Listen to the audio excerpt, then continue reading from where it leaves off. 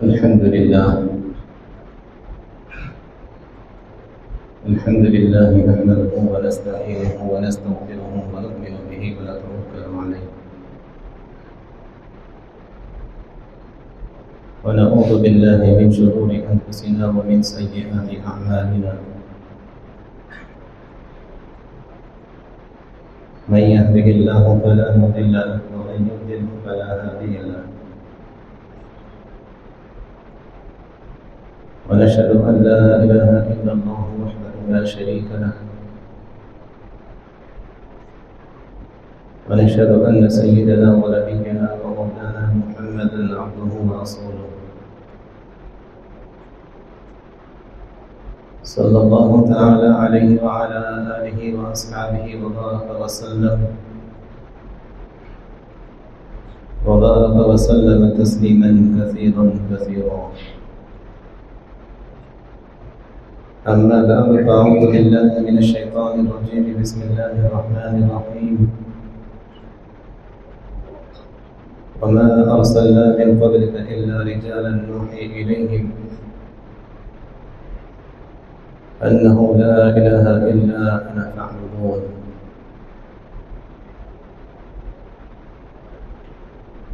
وقال الله تبارك وتعالى قل هل يستوي الذين يعلمون والذين لا يعلمون أو كما قال عليه الصلاة والسلام فقال النبي صلى الله عليه وسلم إنما شفاء البي السؤال أو كما قال عليه الصلاة والسلام رب اشرح لي صدري ويسر لي أمري واحلل عقدة من لساني يفقهوا قولي. معزز السامعین، حضور اقدس صلی اللہ علیہ وسلم نے ارشاد فرمایا شفاء البی السؤال، جہالت جو بیماری ہے اس کا علاج سوال کرنا ہے، معلوم کرنا ہے. شریعت کا علم ہو اور اس سے واقفیت بالکل نہ ہو، مسئلے مسائل ہوں، دینی باتیں ہوں، قرآن کے احکامات ہوں، حضور اکرم صلی اللہ علیہ وسلم کی احادیث سے متعلق کوئی بات ہو،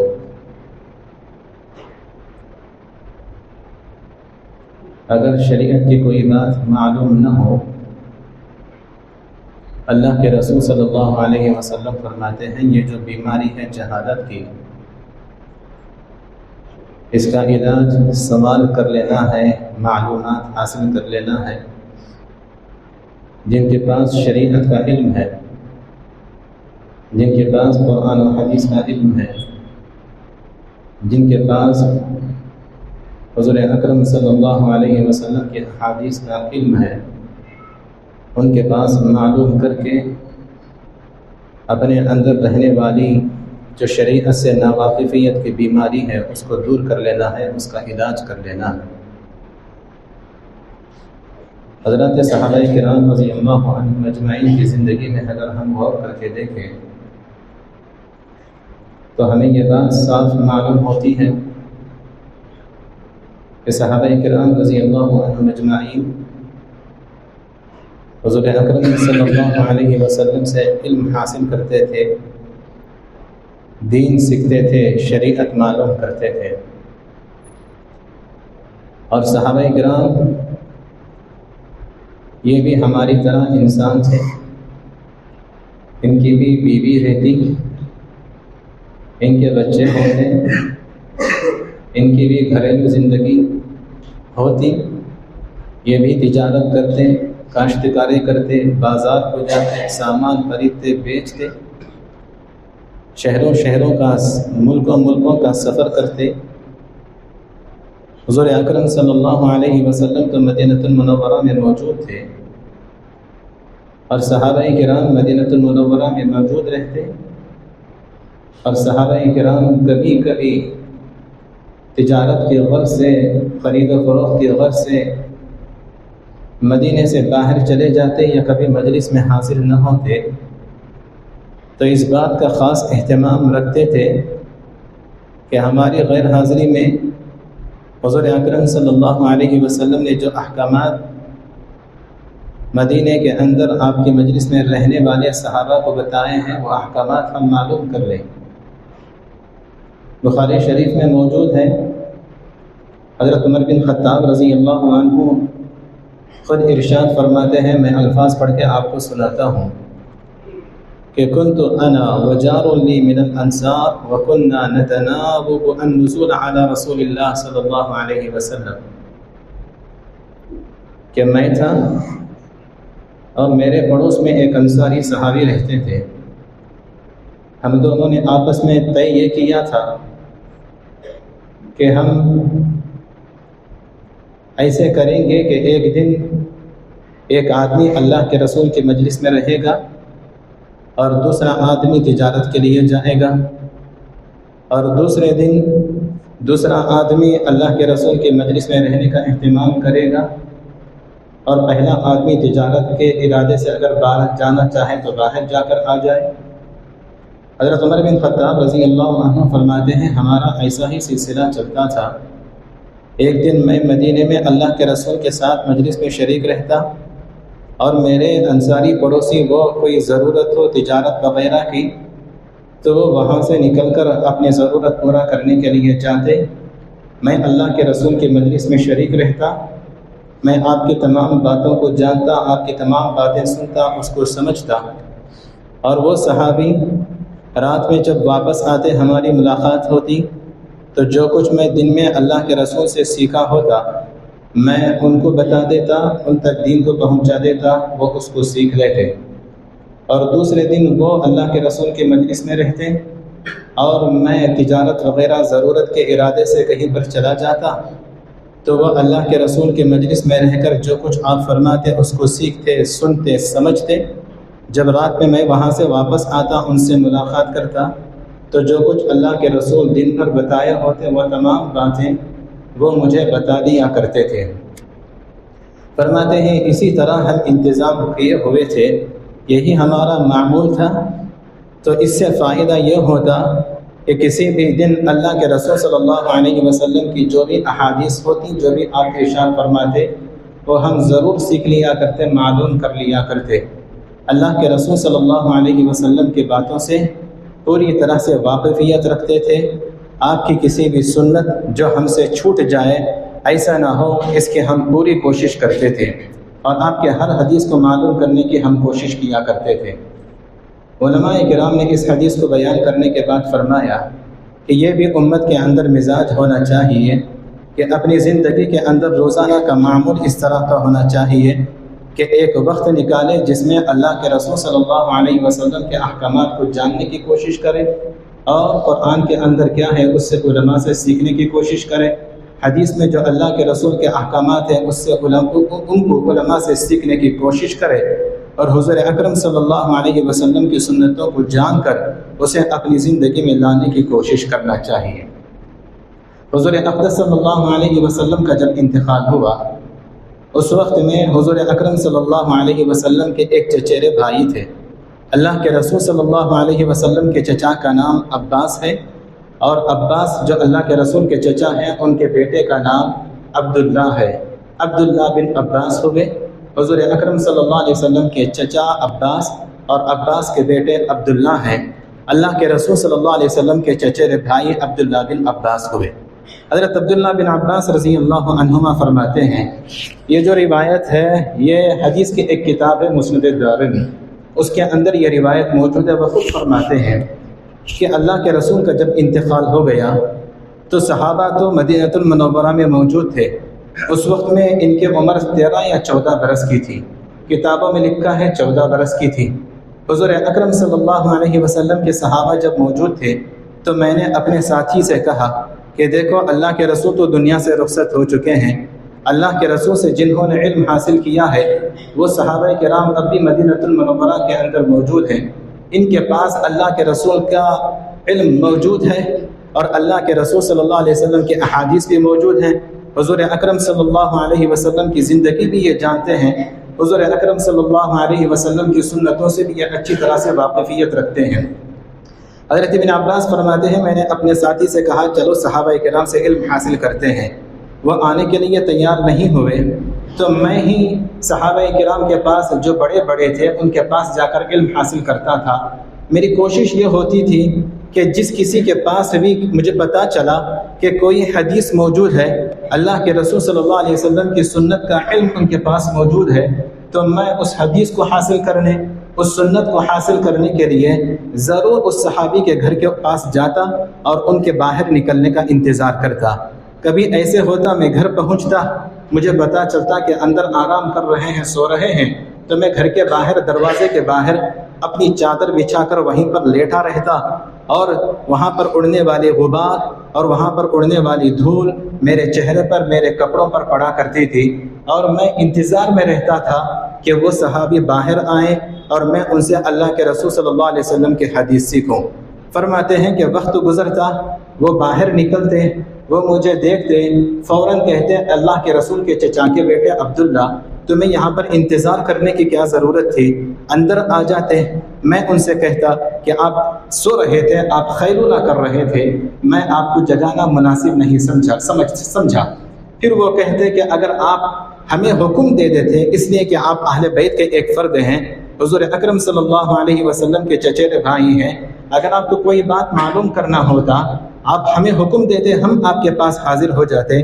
حضرت ابن عباس کہتے ہیں میں ان سے کہتا کہ نہیں، میں علم سیکھنے والا ہوں، علم سیکھنے والا استاد کے پاس آتا ہے، استاد علم سیکھنے والے کے پاس نہیں آتا۔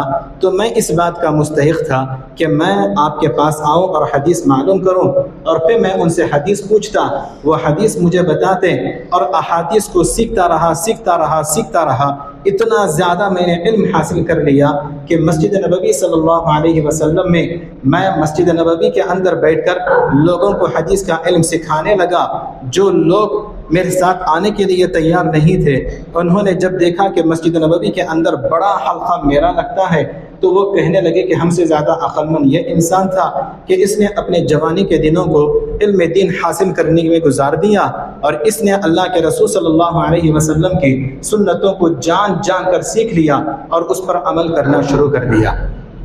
بات کہنے کی یہ ہے کہ اگر ہمارے اندر رسول اللہ صلی اللہ علیہ وسلم کی احادیث کا علم موجود نہیں ہے، قرآن مجید کا علم موجود نہیں ہے، قرآن مجید میں اللہ ہم سے کہنا کیا چاہتے ہیں اور حدیث میں اللہ کے رسول صلی اللہ علیہ وسلم ہم سے کہنا کیا چاہتے ہیں، کیا کرنے کو کہتے ہیں اور کیا کرنے سے روکنا چاہتے ہیں، یہ اگر ہم جاننا چاہتے ہیں تو علماء کرام سے سیکھ کر اس کو ہم حاصل کر سکتے ہیں۔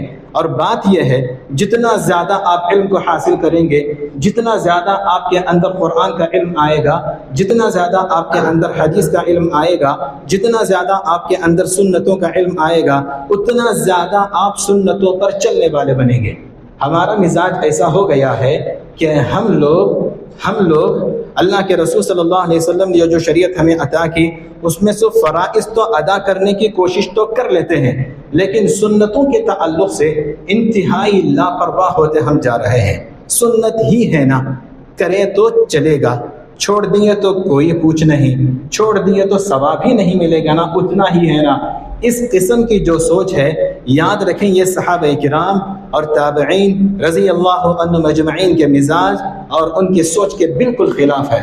میں آپ کو بتاتا ہوں، علامہ ابن حجر اسقلانی رحمۃ اللہ علیہ بہت بڑے محدث گزرے ہیں، ان کی ایک کتاب ہے فتح الباری، اس کے اندر انہوں نے ایک بات بتائی جو بات سیدھے ہمارے دل کو لگے گی۔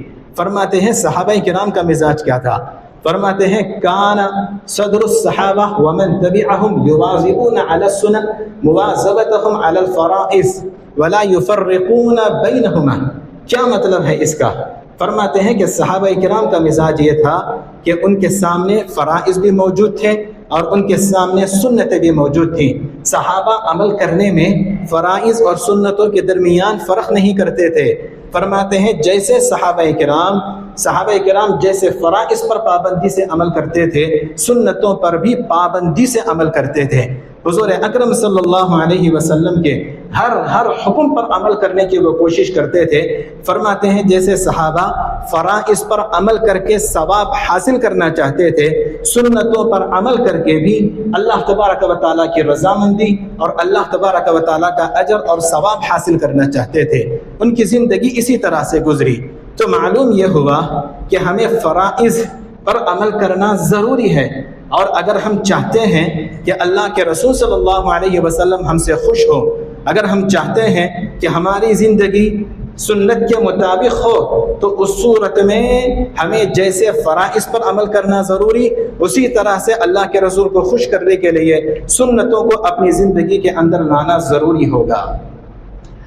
میں آپ کو چند باتیں بتاتا ہوں۔ حضور اکرم صلی اللہ علیہ وسلم نے ہمیں کیا حکم دیا۔ میں اب جو بتانے جا رہا ہوں ذرا غور سے سنیں۔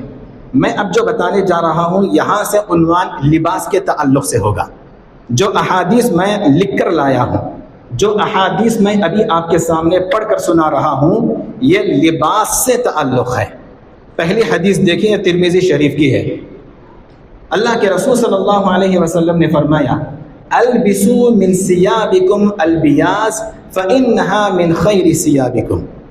آپ اللہ کے رسول نے فرمایا، دیکھیے لباس جو ہے نا، آپ جو بھی کلر کا پہنے، آپ چاہے پیلے رنگ کا پہنے، چاہے نیلے رنگ کا پہنے، چاہے آسمانی رنگ کا پہنے، چاہے آپ سفید رنگ کا پہنے یا دوسرے رنگ کا پہنے، آپ کے لیے جائز ہے، اللہ تبارک و تعالیٰ نے اجازت دی ہے۔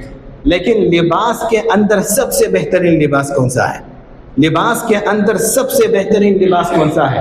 حضور اکرم صلی اللہ علیہ وسلم نے فرمایا البسوا من ثيابكم البياض۔ اپنی امت سے فرما رہے ہیں کہ تم اپنے کپڑوں میں سفید کپڑے کو پہنو۔ یہ اللہ کے رسول صلی اللہ علیہ وسلم کی سنت ہے۔ حضور اکرم صلی اللہ علیہ وسلم نے بھی سفید لباس بھی پہنا ہے، دوسرے رنگ کے لباس بھی اللہ کے رسول نے پہنے ہیں۔ روایتیں مختلف ہیں موجود اللہ کے رسول کے لباس کی، لیکن اپنی امت سے فرما رہے ہیں کہ سفید لباس کا اہتمام کرو، فَإِنَّهَا مِنْ خَيْرِ ثِيَابِكُمْ، اس لیے کہ یہ تمہارے کپڑوں میں سب سے بہترین کپڑا ہے۔ دوسری حدیث میں اللہ کے رسول صلی اللہ علیہ وسلم نے فرمایا کہ اللہ تبارک و تعالیٰ کو جو پسندیدہ لباس ہے وہ سفید لباس ہے۔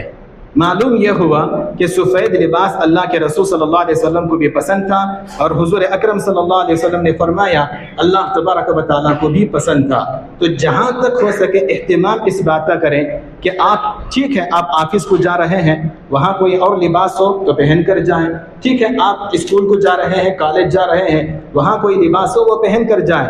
آ جانے کے بعد اپنی زندگی جب جی رہے ہوتے ہیں، گھریلو زندگی کے اندر ہوتے ہیں، مسجد کو جب آ رہے ہوتے ہیں یا کوئی اہم چیز جگہ جا رہے ہوتے ہیں، تو کوشش اس بات کی کریں کہ اس حدیث پر عمل ہو، اس حدیث پر عمل ہو، سفید لباس کا اہتمام کرنا چاہیے۔ پھر ترمذی شریف کی دوسری روایت سنیں۔ حضور اکرم صلی اللہ علیہ وسلم کی ایک زوجہ مطہرہ ہیں، آپ کی بیوی ہیں، حضرت ام سلمہ رضی اللہ عنہا۔ حضرت ام سلمہ رضی اللہ عنہا حضور اکرم صلی اللہ علیہ وسلم کے لباس میں سب سے پسندیدہ لباس آپ کا کون سا تھا وہ بتاتی ہیں۔ اللہ کے رسول کو سب سے زیادہ پسندیدہ لباس کون سا تھا بتاتی ہیں۔ حضرت ام سلمہ کے الفاظ یہ ہیں کان احب الثياب الى رسول اللہ صلی اللہ علیہ وسلم القمیص، اللہ کے رسول صلی اللہ علیہ وسلم کو سب سے زیادہ پسندیدہ جو لباس تھا وہ جبہ تھا۔ اللہ کے رسول صلی اللہ علیہ وسلم کو سب سے زیادہ پسندیدہ جو لباس تھا وہ جبہ تھا۔ آپ شرٹ پہنتے ہیں، ٹی شرٹ پہنتے ہیں، بنیان پہنتے ہیں، جائز ہے، یہ کوئی ممنوع نہیں ہے، یہ کوئی حرام نہیں ہے، یہ کوئی مکروہ بھی نہیں ہے، لیکن میں آپ کو بتا رہا ہوں حضور اکرم صلی اللہ علیہ وسلم کو پسندیدہ جو لباس تھا، آپ جس لباس کو پسند کرتے تھے وہ شرٹ نہیں تھا، وہ ٹی شرٹ نہیں تھا، وہ جبہ تھا۔ آپ باہر جا رہے کوئی لباس پہنے، لیکن گھر میں ہوں یا مسجد کو آ رہے ہوں یا نماز کو آ رہے ہوں تو کوشش اس بات کی کرنی چاہیے کہ اس حدیث پر آپ کا عمل ہو۔ یہ اللہ کے رسول صلی اللہ علیہ وسلم کی سنت ہے۔ اہتمام اس بات کا ہونا چاہیے کہ میں اس حدیث پر عمل کروں گا، میں سفید لباس پہنوں گا اور جبہ پہن کر رہوں گا، اس لیے کہ میں پہنوں گا، اللہ کے رسول کو پسند ہے، اللہ کے رسول مجھ سے خوش ہو جائیں گے، راضی ہو جائیں گے۔ آگے چلیے، حضور اکرم صلی اللہ علیہ وسلم جب لباس پہنا کرتے تھے تو کیسے پہنتے تھے؟ حضرت ابو ہریرہ رضی اللہ عنہ فرماتے ہیں کان رسول اللہ صلی اللہ علیہ وسلم اذا لبس قمیصا بدأ بمیامنہ، اللہ کے رسول صلی اللہ علیہ وسلم جب جبہ پہنا کرتے تھے تو سب سے پہلے آپ آستین میں ہاتھ ڈالتے تو سیدھا ہاتھ ڈالتے، پھر اس کے بعد اللہ کے رسول بایاں ہاتھ ڈالا کرتے تھے۔ سنت معلوم ہو رہی ہے آپ کو، چاہے آپ شرٹ پہنیں، چاہے آپ بنیان پہنیں، چاہے آپ ٹی شرٹ پہنیں، چاہے آپ جبہ پہنیں، چاہے آپ توپ پہنیں، چاہے آپ شرعی پینٹ پہنیں، چاہے آپ جینس پہنیں، تو آپ لباس پہننے میں آغاز جو کریں گے وہ حضور اکرم صلی اللہ علیہ وسلم کی سنت کو زندہ کرتے ہوئے سیدھا ہاتھ پہلے ڈالیں گے اور سیدھا پاؤں پہلے ڈالیں گے۔ یہ اللہ کے رسول صلی اللہ علیہ وسلم کی سنت ہے، اس کا اہتمام کرنا چاہیے۔ ایسے نہیں چلتا ہے میں داواں ہاتھ ڈال دیا تو کیا ہوگا، بایاں ہاتھ ڈال دیا تو کون سا گناہ ہو جائے گا، بایاں پیر ڈال دیا تو کون سا گناہ نہیں ہوگا، لیکن آپ سے ایک سنت جس کا ثواب آپ کو آسانی سے مل سکتا تھا، تھوڑی سی بھول یا لاپرواہی کی وجہ، سستی کی وجہ سے اس سے آپ محروم ہو جائیں گے۔ میں نے پہلے حدیث بیان کی، اللہ کے رسول صلی اللہ علیہ وسلم نے فرمایا بہترین لباس سفید لباس ہے۔ دوسری حدیث بیان کی، اللہ کے رسول صلی اللہ علیہ وسلم کا پسندیدہ لباس جبہ پہننا تھا۔ تیسری حدیث میں نے آپ کو بیان کی کہ اللہ کے رسول صلی اللہ علیہ وسلم جبہ پہنتے تھے تو سیدھا ہاتھ پہلے ڈالتے تھے۔ حضرت عائشہ رضی اللہ عنہا روایت کرتے ہیں کان رسول اللہ صلی اللہ علیہ وسلم یحب التیامن فی کل شیء، اللہ کے رسول صلی اللہ علیہ وسلم ہر کام میں، ہر چیز میں سیدھی طرف کو پسند کیا کرتے تھے۔ فرمایا فی تنقلہ و ترجلہ، مانگ نکالتے وقت میں پہلے سیدھی جانب کی نکالتے پھر بائیں جانب کی نکالا کرتے۔ پھر فرمایا فی تنقلہ، جب جوتا پہنا کرتے تھے تو اس وقت میں بھی پہلے سیدھا جوتا پہنا کرتے پھر اس کے بعد بایاں جوتا پہنا کرتے تھے۔ یہ سنتیں ہیں جو ہم میں سے ہر ایک انسان کو اپنی زندگی کے اندر لاگو کرنی ہے۔ آگے بڑھیے، میں آپ کو بتاتا ہوں ایک حدیث۔ بعض لوگوں کو دیکھا جاتا ہے، ہمیشہ یہی دیکھا جاتا ہے، جب مسجد کو آتے ہیں دوسری نمازوں میں انتہائی بدترین کپڑا، انتہائی گھٹیا کپڑا۔ فجر کی نماز کو دیکھیں، رات میں جو لنگی پہنا تھا وہی لنگی پہن کر آ جاتا ہے، رات میں جو پٹا پٹی کی وہ لمبی شرعی پہنا تھا وہی شرعی پہن کر آ جاتا ہے۔ جب آفس کو جاتا ہے، شادی کو جا رہا ہو، اس طرح سے تیار ہو کر جاتا ہے، لیکن جب مسجد کو آتا ہے نہ بال ڈھنگ کے رہتے ہیں نہ چہرہ ڈھنگ کا رہتا۔ آج کل دیکھتے ہیں انتہائی گھٹیا بال، دیوانے کے جیسا، عجیب پاگل جیسا محسوس ہوگا اس کے سر کو دیکھے تو، عجیب اس طرح سے نہ بال کی مانگ نکالتے ہیں نہ بال کو صحیح سے رکھتے ہیں، جو مارکیٹ میں چل رہا ہو اس کو اپنانے کے لیے اپنے بالوں کو دیوانوں کی طرح ایسے پھیلا لیتے ہیں۔ یہ بالکل غلط، یہ حضور اکرم صلی اللہ علیہ وسلم کی سنت کے خلاف ہے۔ یہ حضور اکرم صلی اللہ علیہ وسلم نے ہمیں جو طریقہ سکھایا ہے اس طریقے کے بالکل خلاف ہے یہ چیز۔ اللہ کے رسول صلی اللہ علیہ وسلم نے ایک صحابی کو دیکھا، بال بالکل پراگندہ ہیں، آپ نے فرمایا اپنے مانگ کو نکالو، بالوں کو درست کرو۔ اب یہاں پر میں آپ کو جو حدیث بتا رہا ہوں ذرا دیکھیں۔ حضرت ابو الاحوص رضی اللہ عنہ فرماتے ہیں اپنے والد سے، وہ فرماتے ہیں کہ میں اللہ کے رسول صلی اللہ علیہ وسلم کے پاس پہنچا، حالت میری ایسی تھی، میں الفاظ پڑھ کے بتاتا ہوں کہ فی ثوب دون، ایک دم میلے کچیلے گندے کپڑے پہن کر آ گیا۔ بعض مرتبہ دیکھا جاتا ہے نماز کا وقت ہوتا ہے، بندہ ورک شاپ میں کام کر رہا ہے، انہی گندے کپڑوں میں نکل کر نماز کے لیے آ جاتا ہے۔ اللہ کو انتہائی ناپسند ہے یہ حرکت۔ آئے یہ صحابی فی ثوب دون، گندے کپڑے پہن کر آ گئے۔ حضور اکرم صلی اللہ علیہ وسلم نے فرمایا الک مال، تمہارے پاس اللہ نے مال دیا ہے تمہارے پاس کچھ؟ تو صحابی نے کہا ہاں اللہ نے مجھے مال دیا ہے، میرے پاس اونٹ بھی ہیں، میرے پاس اونٹ بھی ہیں، میرے پاس بکریاں بھی ہیں، میرے پاس گھوڑے بھی ہیں، میرے پاس غلام بھی ہیں۔ آپ نے فرمایا جب اللہ تبارک و تعالیٰ نے مال دیا ہے فَلْيُرَى أَثَرُ نِعْمَةِ اللَّهِ عَلَيْكَ وَكَرَامَتِهِ، اللہ نے جب تمہیں حیثیت دی ہے اس حیثیت کو اللہ کے سامنے جب آتے ہو دکھاؤ اس کو تم۔ اللہ تعالیٰ نے تمہیں حیثیت دی ہے، اچھا لباس پہن سکتے ہو، تم اچھا لباس پہنو۔ ایسا نہیں کہ جب شادی کو جا رہے ہو تو اچھا لباس، بقیہ وقت میں بھکاری کی طرح یا فقیر مانگنے والے کی طرح، جب کہیں جا رہے ہیں تقریب میں اچھا لباس اور مسجد کو آ رہے ہیں تو انتہائی گھٹیا لباس، یہ اللہ کے رسول صلی اللہ علیہ وسلم کی تعلیم کے بالکل خلاف ہے۔ ہم میں سے کوئی بھی اس طرح کی حرکت نہیں کر سکتا۔ پہلے تابعین اس طرح کا اہتمام کرتے تھے کہ جب نمازوں کو جایا کرتے تھے اس وقت میں نماز کے لیے الگ ہی لباس رکھا کرتے تھے، نماز کے لیے الگ ہی لباس رکھا کرتے تھے۔ وجہ یہ تھی کہ میں اللہ کے سامنے کھڑنے کے لیے جا رہا ہوں، لہٰذا مجھے پاک صاف جانا چاہیے۔ اللہ نے 8ویں پارے میں سورہ اعراف میں فرمایا خذوا زینتکم عند کل مسجد، توجہ سے سننا جو میں کہنے جا رہا ہوں۔ فرمایا خذوا زینتکم عند کل مسجد، جب مسجد کو آؤ انتہائی سج کر سور کر انتہائی ڈھنگ کے ساتھ آؤ، بے ڈھنگ کے طریقے سے آنے کی کوئی ضرورت نہیں، دیوانے کی طرح بال رکھ کر آنے کی ضرورت نہیں، بےہودہ کپڑے پہن کر آنے کی ضرورت نہیں، یہاں پر تصویر، یہاں پر تصویر، پیچھے تصویر، گھٹیا لباس پہنا ہوا ہے اس طرح سے نہیں، یہ بالکل اللہ کے رسول صلی اللہ علیہ وسلم کی تعلیم کے خلاف ہے۔ اب آگے حدیث سنیں، اللہ کے رسول صلی اللہ علیہ وسلم نے کون سا لباس استعمال کرنے سے منع فرمایا۔ آپ صلی اللہ علیہ وسلم نے فرمایا یہ جو میں اب بتانے جا رہا ہوں یہ وبا عام ہے، بتا دینا کون سا انسان اس چیز سے بچ رہا ہے۔ ہر ایک انسان کو دیکھو الا ماشاء اللہ کوئی بچتا ہو جسے اللہ تبارک و تعالیٰ نے توفیق دی ہو، سب کا پیجامہ، سب کی پینٹ، سب کی شرعی ٹخنے سے نیچے رہتی ہے۔ آپ کو پتا ہے آپ کر کیا رہے ہو؟ آپ کا پیجامہ جو ہوگا، آپ کی شرعی جو ہوگی، آپ کی جو پینٹ ہوگی وہ آپ کے پیروں کا جو ٹخنا ہے اس سے اوپر رہنی چاہیے۔ آپ ٹخنے سے نیچے اپنا پیجامہ، اپنی پینٹ نہیں رکھ سکتے، آپ کے لیے اجازت نہیں ہے، آپ کے لیے وہ عمل ناجائز ہے، ہرگز اجازت نہیں دی جا سکتی کسی کو بھی۔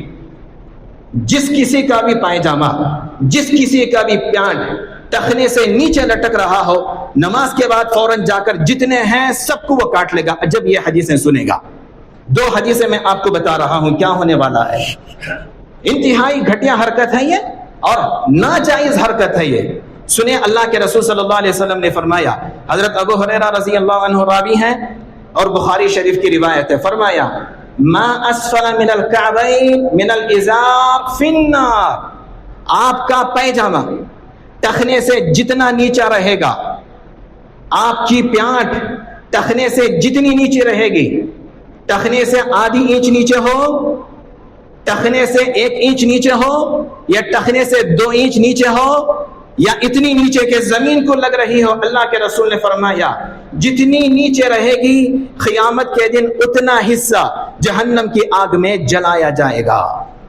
سمجھ رہے ہیں آپ سمجھیں گے ٹخنے سے اوپر رکھ لیے تو پرانا طریقہ، لوگ کیا سمجھیں گے؟ نہیں، آپ جہنم کی آگ میں جلائے جائیں گے۔ سمجھیں اس چیز کو، واقعتاً خدا کے قسم ہو کر رہے گا۔ یہ اللہ کے رسول صلی اللہ علیہ وسلم نے فرمایا، کسی کی نہیں سوچنا، اپنے آپ کو جہنم سے بچانے کی کوشش کرنا، کسی کی طرف نہیں دیکھنا، حضور اکرم صلی اللہ علیہ وسلم کی حدیث پر عمل کرنے کی پوری کوشش کرنا۔ حضور اکرم صلی اللہ علیہ وسلم نے اب مان لیجیے ٹخنے سے آدھا انچ نیچے ہو تو آدھا انچ جہنم کی آگ میں جلایا جائے گا، 1 انچ نیچے ہو 1 انچ جہنم کی آگ میں جلایا جائے گا، 1.5 انچ یا 2 انچ یا نیچے زمین میں لگا رہے ہوں آپ اپنا پیجامہ یا لنگی یا آپ کی پیانٹ یا اسی طرح لمبا پہنے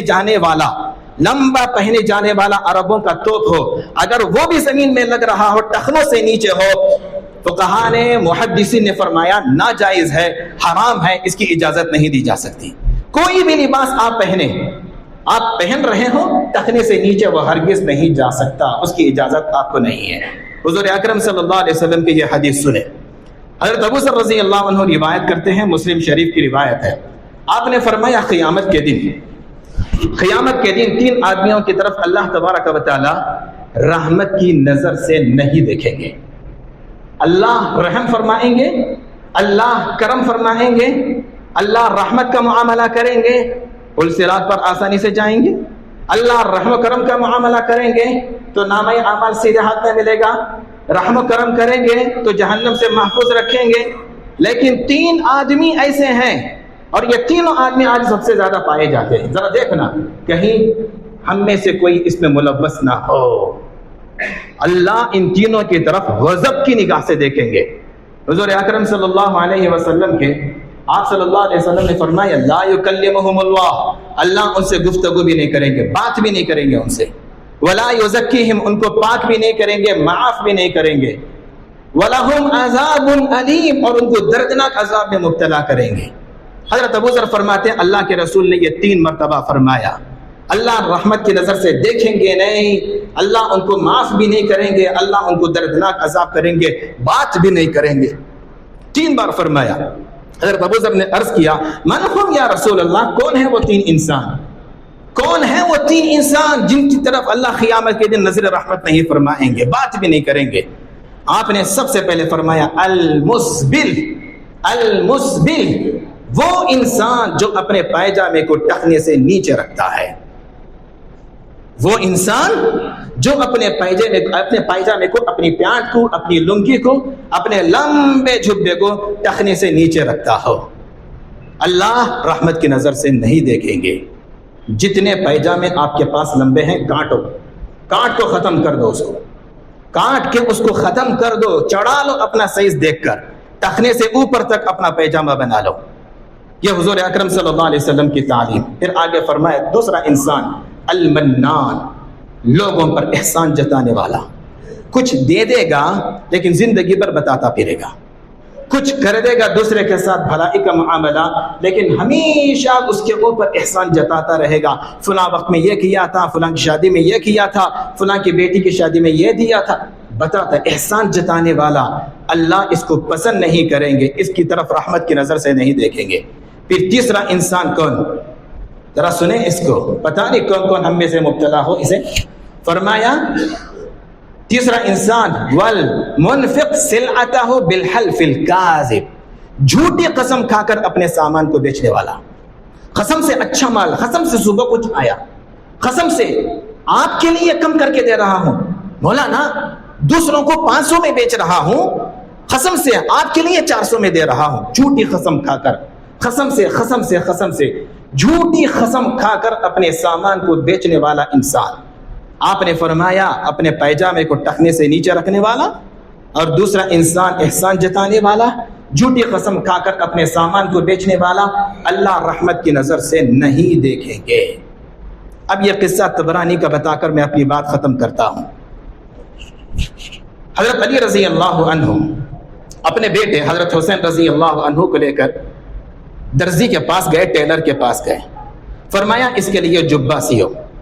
تو ٹیلر جو تھا، درزی جو تھا، وہ خود یہ قصہ روایت کر رہا ہے، طبرانی کے اندر موجود ہے، مجموع الفوائد کے اندر موجود ہے، میں لکھ کر لایا ہوں روایت کو۔ تو درزی نے کہا اے امیر المؤمنین، میں ان کا جبہ خدموں تک سی دیتا ہوں، سیدھا نیچے تک، خدموں تک، تلووں تک لمبا کر دیتا ہوں۔ آپ نے فرمایا نہیں، لا۔ پھر میں نے کہا میں ان کا جبہ ٹخنوں سے نیچے کر دیتا ہوں، میں ان کا جبہ ٹخنوں سے نیچے کر دیتا ہوں۔ انہوں نے، حضرت علی رضی اللہ عنہ نے فرمایا ما اسفل الکعبین فی النار، دیکھو ٹخنوں سے جتنا نیچے رہے گا نا، 1 انچ ہو، آدھا انچ ہو، پاؤ انچ ہو، اتنا حصہ جہنم کی آگ میں جلایا جائے گا۔ میرے بیٹے کو جہنم کی آگ میں نہیں جلنا ہے، تم اس کو ٹخنوں سے نیچے نہیں اوپر تک سیو۔ آپ سمجھ رہے ہیں اس چیز کو؟ یہ ممنوع ہے، اس کی اجازت بالکل نہیں ہے۔ اب لباس کے تعلق سے اور کیا چیزیں ممنوع ہیں انشاءاللہ اگلی جمعہ اور بیان کریں گے۔ اللہ تبارک و تعالیٰ سے دعا فرمائے ہمیں اس پر عمل کی توفیق عطا فرمائے۔ آمین۔ وآخر دعوانا الحمدللہ رب العالمین۔